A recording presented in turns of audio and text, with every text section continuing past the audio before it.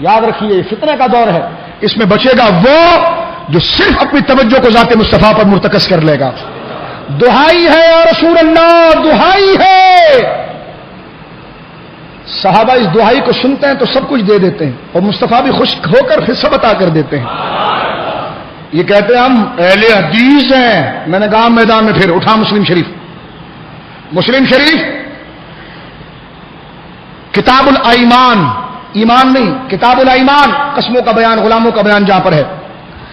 باب و صحبت الممالک، صحبت و ممالک کے حوالے سے، جہاں پر غلاموں کے حوالے سے. رقم الحدیث 1654، باب نمبر، باب کی 13ویں حدیث ہے. یہ باب صحبت الممالک کی باب کی 13ویں حدیث ہے، تاکہ ڈھونڈنے میں تکلیف نہ ہونا میں سارے پتے آپ کو بتاتا ہوں. حدیث کیا ہے؟ حضرت عبداللہ بن مسعود سے سنیے. دافل بلا اور کس کو کہتے ہیں؟ سنیے. حضرت عبداللہ بن مسعود کا غلام کوئی غلطی کر گیا. حضرت عبداللہ بن مسعود کا غلام، بولیے نا، حضرت عبداللہ بن مسعود کو جلال آ گیا. بدری صحابی ہے، بدری، بولو کون ہے؟ اور یہ وہ ہے کہ جب مسجد میں آتے تھے نا تو حضور قریب میں بیٹھے ہوئے غیر بدری کو دو دیا سے پیچھے جا، آؤ مسعود یہاں بیٹھو، مسعود یہاں بیٹھو. قرآن کی آیت ہے نا کہ جب تمہیں کہا جائے کہ مجلسوں کو کشادہ کرو تو تم کشادہ کر دو. جو 28ویں بارے میں اللہ نے ذکر فرمایا ہے کہ کشادگی کرو، اللہ تمہارے معاملات میں کشادگی کرے گا. وہ ان بزرگوں کے لیے ہے کہ رسول اللہ صلی اللہ علیہ وسلم کی صحابت میں قریب میں یہ بدری بیٹھا کرتے تھے. مسلم شریف کی حدیث ہے، سرکار ان سے کہا کرتے تھے، او تم بڑے ذہین اور عقل مند لوگ ہو، نماز میں میرے ساتھ کھڑے ہوا کرو. کیوں؟ تاکہ مجھے دیکھو نا، آنے والی امت کو تم بتاؤ گے نا. ابن عمر تو بچے تھے، صحابی ہیں وہ تو بچے، وہ تو بہت پیچھے تھے. پہلی صف میں ابن مسعود جیسے عقل مند اور باشعور اور بدری صحابہ کھڑے ہو کر دیکھتے تھے اور کہتے ہیں میں نے کبھی حضور کو رفع دین کرتے ہوئے نہیں دیکھا، میں نے حضور کو کبھی رفع دین کرتے ہوئے. اب آپ دیکھیں حضرت عبداللہ مسعود اتنے قریبی صحابی ہیں کہ حضور کے گھر میں آنا جانا ان کا عام تھا. صحابہ کہتے ہیں ہمیں یوں لگتا ہے یہ اہل بیت میں سے ہیں. حضرت عبداللہ بن مسعود رضی اللہ تعالیٰ قاری قرآن ہے، ان کے لیے حضور نے قرات کی دعا دی ہے. ایک دفعہ حضور گزر رہے تھے، حدیث پاک میں آتا ہے حضرت ابوبکر حضرت عمر بھی ساتھ میں تھے. حضرت عبداللہ بن مسعود بڑی خوبصورت انداز میں تلاوت کر رہے تھے، حضور رک گئے. جس کی تلاوت پر مصطفیٰ رک جائے، بولی سبحان اللہ. سرکار رک گئے اور سننے لگے کافی دیر تک. فرمایا اللہ تجھے اس کا بہترین اجر دے، اور بڑی دواؤں سے سرکار نے نوازا. حضرت عمر کہتے ہیں مجھے بڑا رشک ہوا، ہائے ہائے ہائے ہائے، کتنا خوش نصیب ہے کہ آج کنواں پیاسے کے پاس خود آیا ہے. آج آقا اور مولا خود آئے ہیں، بلایا نہیں، دروازے پر آ کر عطا کر دیا ہے. حضرت عمر کہتے ہیں میں ضرور جاؤں گا اور اس کو بتاؤں گا مصطفیٰ نے یہ کہا ہے. کہتے ہیں رات کو تو ہم گھر چلے گئے، صبح کہتے ہیں میں دوڑتا ہوا جب حضرت عبداللہ مسعود کے گھر پر گیا اور میں نے کہا تمہیں مبارک ہو، رات کو حضور آئے تھے اور تمہیں یہ کہہ کر گئے. کہنے لگے آپ کو بھی مبارک ہو، لیکن عمر تم سے پہلے مجھے ابو بکر بتا گئے ہیں. اور کہنے لگے بھائی میں ابو بکر سے کبھی نہیں بڑھ سکتا، میں ابو بکر سے کبھی نہیں بڑھ سکتا. تو جناب یہ حضرت عبداللہ بن مسعود کی شان ہے. مسلم امام محمد سے میں نے حدیث پڑھی ہے، یہ حضرت عبداللہ بن مسعود کی شان ہے. اب آپ دیکھیے ان کے غلام نے غلطی کر دی. الفاظ کیا ہے؟ دہائی ہے یا رسول اللہ، فریاد ہے یا رسول اللہ، بولیے فریاد ہے یا رسول اللہ. حضرت عبداللہ مسعود کے غلام نے غلطی کی، آپ نے بہت زبردست قسم کا کوڑا اٹھایا. انہ کانا یضرب غلامہ، اور غلام کو پیٹنے لگے، جو مارنے لگے. اب ترجمہ دیکھیں بدلے گا حالات کے حوالے سے، ماحول کے اعتبار سے. اس وقت جو غلام کی پٹائی ہو رہی ہے تو غلام مشکل میں ہے. غلام کس میں ہے؟ اب ترجمہ بھی ویسی ہونا چاہیے ماحول کے اعتبار سے. ہر وقت دیکھو کبھی ماں کہا جاتا ہے، کبھی باپ تھپڑ مارے تو اس وقت بھی ماں کہا جاتا ہے. تو کبھی پناہ کے معنی میں ہے، کبھی شفقت کے معنی میں ہے. سمجھ رہے؟ کیونکہ ترجمہ بدلتا ہے ماحول اور حالات کے اعتبار سے. سمجھ رہے ہو بھائی؟ کبھی بھائی کہنا اور ہے، کبھی ڈر کر بھائی کہنا اور ہے، کبھی بھائی کہنا پناہ کے معنی میں ہے، کبھی برابری اور محبت کے معنی میں ہے. سمجھے آپ؟ تو اب اس ماحول کو رکھ کر سنیں. انہ کان یضرب غلامہ، آپ اپنے غلام کو کوڑے برسا رہے تھے، تو نے یہ کیوں کیا؟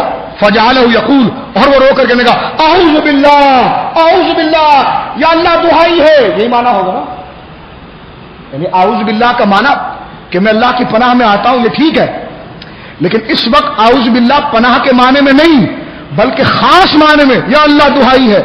اللہ دعائی ہے، یا اللہ تیری پناہ ہے، یا اللہ تجھے فریاد ہے، بندہ مار رہا ہے مجھے اور آپ مارے جا رہے ہیں. جب دوسرا کوڑا مارا اس نے دیکھا کہ اللہ کے نام لیا کچھ بھی نہیں ہوا. کہتے فجعل یضربو فقال اعوذ برسول اللہ. ایسا نہیں، سبحان اللہ زور سے آنا چاہیے. ہاں فرمایا اعوذ،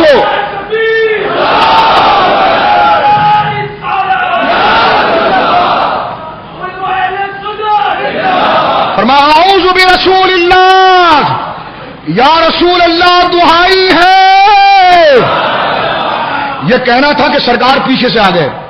حضرت ابن مسعود نے جیسی وہ الفاظ سنے دعائی یا رسول اللہ کوڑا چھوڑ دیا.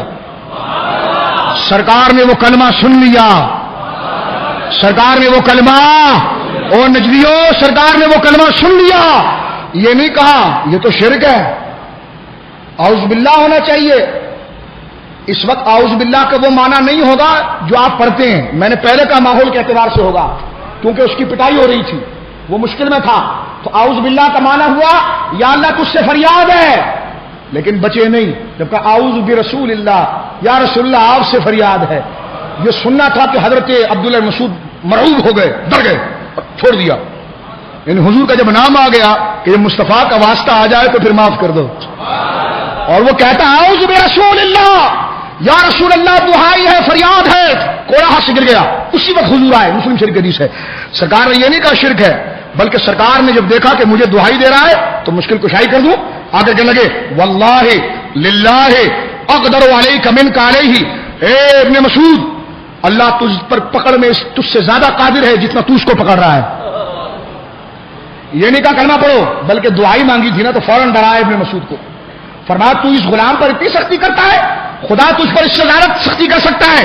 ابن مسعود کہنے لگے حضور اس نے آپ کی دعائی دی ہے. فاعتقہ، اسی وقت اس کو آزاد کر دیا. اسی وقت اس کو آزاد، بولیے اس کو اسی وقت آزاد.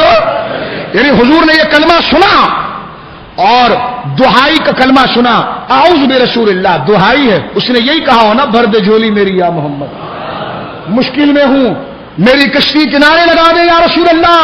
اور اس کو سن کر حضرت عبداللہ مسعود نے اپنے کوڑے کو چھوڑ دیا. تو یہ وہ دلیلیں ہیں جو وہابیت کش ہیں کہ ان کے لیے خطرناک مرحلہ ہے اور عاشقوں کے لیے جنا کی بات ہے. اس لیے کہ یہ بولی صحابہ میں رہی ہے. یہ صحابہ کے عقیدے پر آتے کس لیے نہیں ہے کہ پھر مصطفیٰ کے نام کی دعائی دینی پڑتی ہے نا کہ اعوذ برسول اللہ. مسلم شریف پڑھ رہا ہوں، عام کتاب نہیں ہے.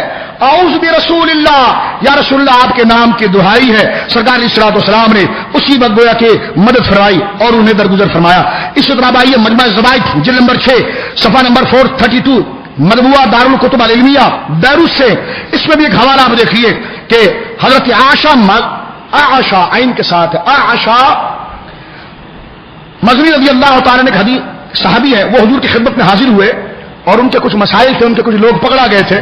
وہ اپنے اقارب کی فریاد لے کر حضور کی خدمت میں آئے کہ حضور میرے لوگوں کو چھوڑ دیں، آپ معاف کر دیں. یہ تو ٹھیک ہے لیکن فریاد کرنے کا انداز ذرا دیکھیں آپ. ان کے بقول شرک ہونا چاہیے لیکن سرکار کے سامنے فریاد کیسی کرتے ہیں؟ یا مالک الناس. سبحان اللہ نہیں بولا آپ لوگوں نے؟ یہ سونے کے پانی سے بھی لکھنے سے زیادہ مہنگے کلمات ہیں. سمجھ رہے ہیں اس کی قدر جانے. فرمایا یا مالک الناس، یا مالک الناس والدیان العرب. یا مالک الناس، اے تمام انسانوں کے مالک، مالک یوم الدین، ایاک نعبد و ایاک نستعین. اس کو سامنے رکھے اور صحابی کو دیکھیں. صحابی کہتا ہے یا مالک الناس. وہ الدین اور ناس ایک ہی معنی میں ہے نا، قیامت کے دین کا مالک ہے، یعنی آج بھی لوگوں کا مالک ہے، قیامت میں مالک ہے. مالک یوم الدین کا بھی یہی معنی ہے. رب بھی مالک یوم الدین اور مصطفیٰ کو مالک الناس. صحابی کہتے ہیں اور کہہ کس کو رہے ہیں؟ حضور کو. حضور خود سن رہے ہیں. بولیے کون سن رہا ہے؟ حضور خود سن رہے ہیں. یا مالک الناس، اے تمام انسانوں کے مالک. والدیان العرب، اے عرب کے جزا اور سزا دینے والے. اے عرب میں جزا و سزا دینے والے. کیا مالک الناس کہہ کر بھر دے جھولی میری یا محمد کا مفہوم نہیں آیا؟